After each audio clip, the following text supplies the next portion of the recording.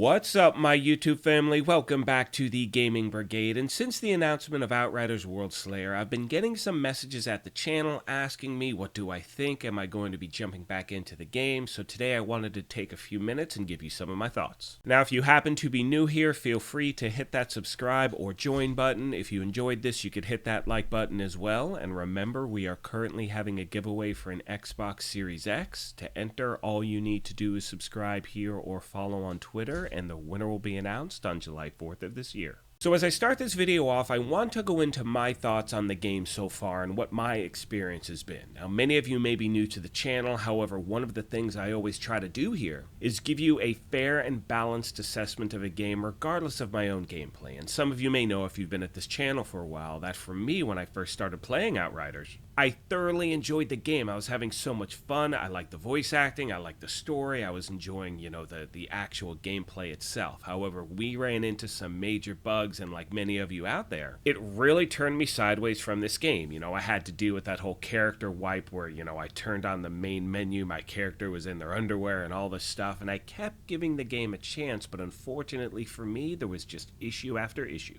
However, having said that, it is important to mention that there were a lot of players out there who had zero issues whatsoever. Again, I want to make sure I give you both sides of the coin. So now let's fast forward. They fixed my character, I jumped back into the game, and for a lot of us, it just became stale pretty quick. Now, if we fast forward to when New Horizons came out, they made a lot of great changes to the game. They added some expeditions, some extra things, so it was enjoyable for a little bit, but I think for a lot of people that too much time had gone by between when the game launched and New Horizons with their endgame 2.0. And because of that, I don't think a lot of players really gave it a chance. They made a lot of great game improvements, things like that. I know in my case, I tried it for like a week or so, but again, it became stale pretty quick. Now, in my opinion, looking at Worldslayer, this is the game we hoped we'd get when it actually launched last year. And the main reason for that is because they are introducing so many great things into the game. I mean, there's going to be new gear, which is great, but there's also a new campaign, new enemies, new environments, a new PAX class tree, and not only that, we have a new ascension system. We have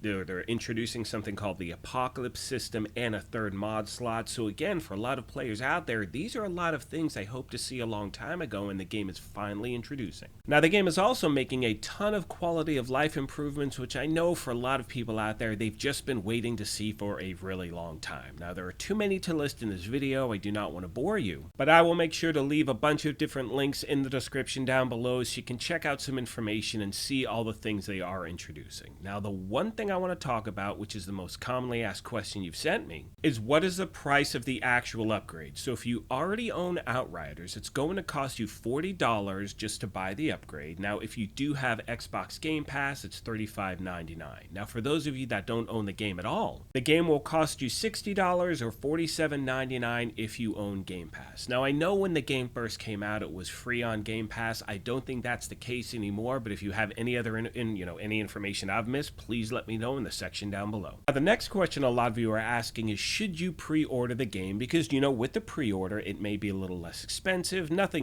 crazy, but it could be a little less expensive, and not only that, you get it 2 days before launch. But in my opinion, if you're on the fence whatsoever, if you are burned by this game before, wait until you see what people say. Look, I can tell you right now, I've already pre-ordered the game. I'm going to be playing it. Give it a few days, see what people say, and then make your decision. Finally, my friends, I want to talk about matchmaking and crossplay, as I know for a lot of gamers out there, that was a major issue when this game came out. Now, when New Horizons launched, things did get a lot better. I know that, when I would have issues, or that I had issues before, New Horizons launched, when New Horizons came out, matchmaking, crossplay, stability, all of that stuff was greatly improved. And I know with Worldslayer, they are continuing to make more and more improvements to that entire system, which brings me to a question a lot of you were wondering is, let's say if you want to play with someone who doesn't own the upgrade, can you jump into their game? And the answer is yes. However, they cannot play anything Worldslayer related because they did not buy the upgrade. So I mean, basically, they just, you can go back to the base game. They cannot jump up to Worldslayer stuff, which is the new weapons, the items, the gear, the different missions, things like that, unless they purchase Worldslayer again. But like I said a moment ago, if you're on the fence, wait, my friends, there's going to be a ton of content and then you can make an informed decision. With all that being said, my friends, I'm going to start to wrap this up. As always, I want to thank you all for your amazing support of this channel. I've really missed playing this game. I've missed covering this game. I'm looking forward to the future, and as always, as soon as this game launches, I will give you my feedback. I'll always give you a fair and balanced assessment, and please make sure if you have any questions at all, let me know in the comment section down below. At this point in the video, what I'm going to do is leave you with some footage that the game put together a few weeks back when they did the world premiere of all of the things we can look forward to in the game. And my friends, if you have not seen it, I strongly recommend you do. It's going to go over a lot of specifics, and it really does look good, and it should be really enjoyable. Anyway, like I mentioned at the beginning of this thing, if you happen to be new here, feel free to hit that subscribe or join button. If you enjoyed this, you could hit that like button again, but most importantly, take care of yourselves, be kind to each other, and we will talk to you soon. Thanks again, everyone.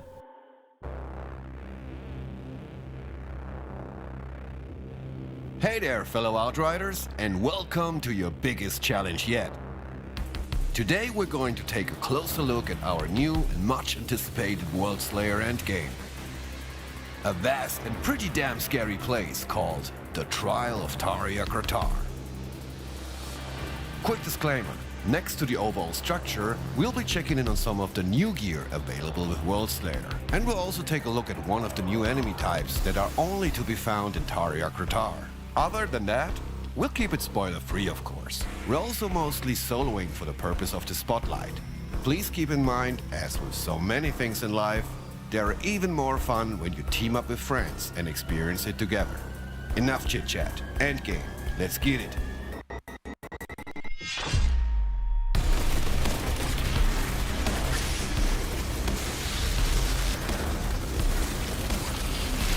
First things first. You might ask yourself, what the heck is Tarya-Kratar and why are we here in the first place? Sadly, we can't give you the full background and history of this place just yet, cause that's something for you to explore, as it is very much linked to the Worldslayer story campaign. It's safe to say though, without revealing too much, that this place is deeply rooted in the legacy of Planet Enoch's mysterious natives, the Pax. Where's the Father's power? Is madness. I gotta find out what the hell it was. Let's start with an overview of Tarya-Kratar itself. The trial takes place in a new, huge and fully explorable area, including changing weather, day and nighttime scenarios. It will confront you with different combat encounters and in some cases, exclusive enemies. You'll need to stand victorious after every encounter in order to delve deeper into the heart of Tarya-Kratar. But make no mistake, your enemies are relentless and will even grow in difficulty tiers over the course of your venture. Every run starts at your base camp, conveniently set at the entrance to the trial area. Here you will find all needed amenities for your Outrider lifestyle. Vendors, crafting, fast travel, customize your character's look, access your stash, find a party, and even access to all 18 previous expeditions. You'll be returned to your camp if you manage to complete a full trial run, but also if you abandon an attempt or simply die too often. In any of those three cases, Tarya-Kratar's rewards will reset and be freshly obtainable. While exploring the dungeon, you will additionally encounter crossroads, boss arenas, and troves. Crossroads may give you the opportunity to explore areas off the primary path, and most of the time they will lead you to troves. Boss arenas are mandatory to progress deeper into Tarya-Kratar. We are currently here. Our first crossroads is giving us the option to explore trove right from the get-go. I will talk about the specifics of troves a bit later. Let's go and wreak some havoc first. By the way, there's no timed element to the trial. You can complete them at your own pace, and nobody will scream chop chop at you while you stop, smell the roses, and just take in the nice view from time to time.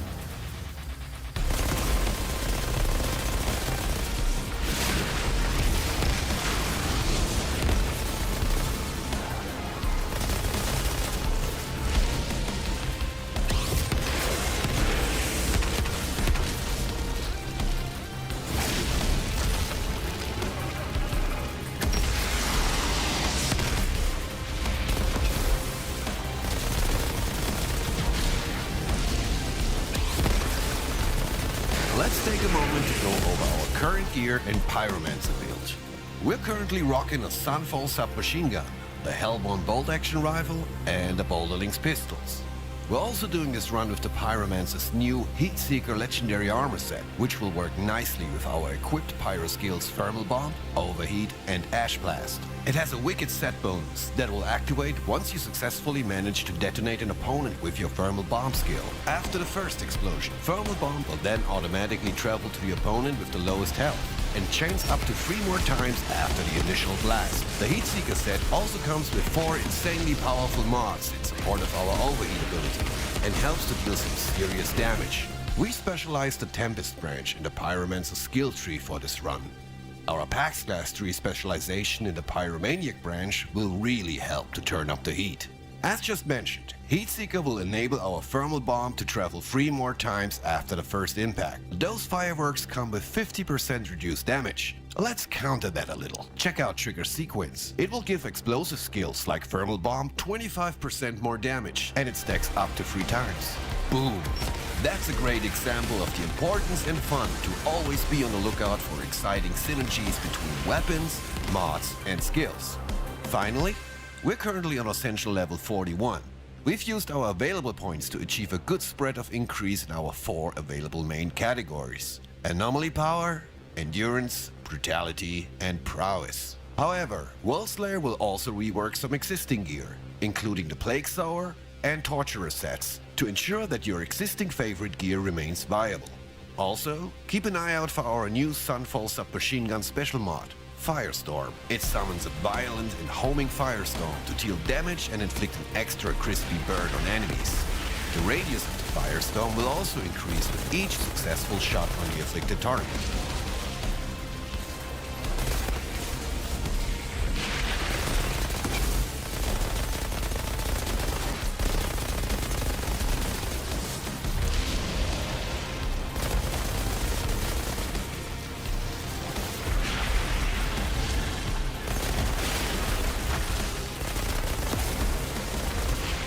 That was fun. We'll swap to the Hellborn bolt action for the next encounter though. It will give you the Violent Rupture mod, creating a volcanic eruption on impact.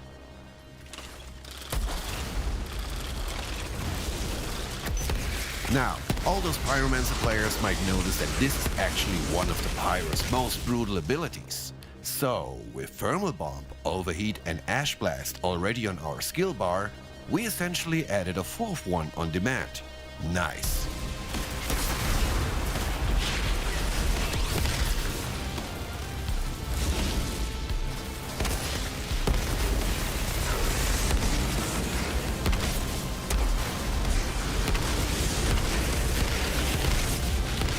Now's a great time to introduce you to one of the Trials' exclusive enemies, the Shadow Beasts. Blink and you'll miss them. But rest assured, they won't miss you. These overwhelmingly effective predators join the roster of monstrous adversaries that you'll be facing. Shadow Beasts are the assassins of Tarja Gratar, and usually appear in small packs. Their sensitivity to the anomaly gives them the ability to cloak themselves, even while in motion. You may only be able to track them if they disturb the environment they pass through, or by using an area of effect skill to unmask them. Shadow Beasts use their superior stalking capabilities to get close enough to be able to attack you with their special abilities. With the most debilitating of these, they will be able to inflict silence upon you. The silence debuff locks the player's skills from being triggered for a set duration. During this time, you will need to rely on your weapons only to fend off enemies. Pretty nasty. I'd be also on the lookout for Beast Lords, experienced feral hunters who manage to tame these invisible killers and use them as tracker.